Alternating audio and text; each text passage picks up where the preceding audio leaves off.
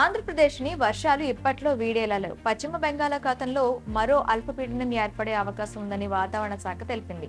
ఉపరితల ఆవర్తనం అల్పపీడనంగా మారిందని వాతావరణ శాఖ తెలిపింది. దీని ప్రభావంతో మరికొన్ని రోజుల పాటు వర్షాలు పడే ఛాన్స్ ఉందని వెల్లడించింది. వరుసగా పడుతున్న వర్షాల కారణంగా ప్రజలు నానా అవస్థలు పడుతున్నారు. వరద బాధితులను ఆదుకునేందుకు దాతలు ముందుకు వస్తున్నారు. తాజాగా ఏపీ ఉద్యోగ సంఘాల జేఏసీ భారీ విరాళాలు ప్రకటించారు.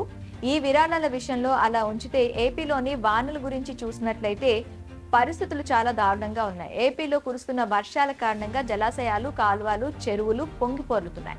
ఇక ఏపీలోని ప్రధాన నగరాల్లో ఒకటైన విజయవాడ పరిస్థితి మరీ అధ్వానంగా మారిపోయింది.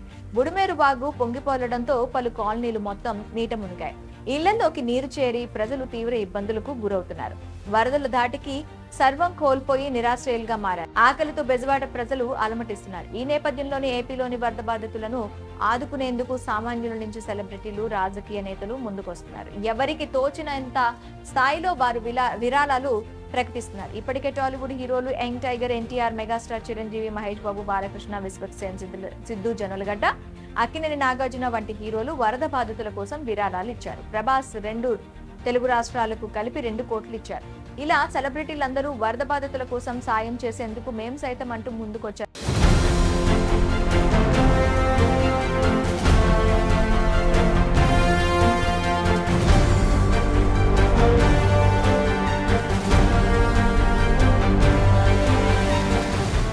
ఈ క్రమంలోనే ఏపీ ఉద్యోగ సంఘాల జేఏసీ వరద బాధితుల కోసం తమ గొప్ప మనసు చాటుకుంది. 120 కోట్ల విరాళం ప్రకటించారు.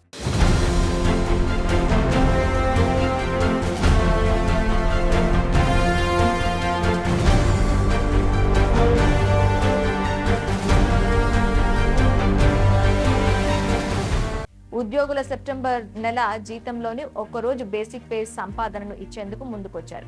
అలా బేసిక్ పే ఒక్కరోజు జీతం ద్వారా 120 కోట్లు సీఎం సహాయం నిధికి ఇస్తున్నట్లు ప్రకటించారు. ఉద్యోగులు, ఉపాధ్యాయుల పెన్షన్ల నుంచి ఈ విరాళం అందజేస్తామని జేఏసీ నాయకులు కేవీ శివారెడ్డి, విద్యాసాగర్ తెలిపారు. ఈ మేరకు సీఎం చంద్రబాబుకు అంగీకార పత్రం అందజేశారు. భారీ వర్షాల కారణంగా ఎంతో మంది సహాయం కోసం ఎదురు చూస్తున్నారని, వారి ఇబ్బందులు తమ సాయంతో కొంతమేర తీరుతాయన్న సదుద్దేశంతో విరాళం ప్రకటించినట్లు జేఏసీ నాయకులు తెలిపారు.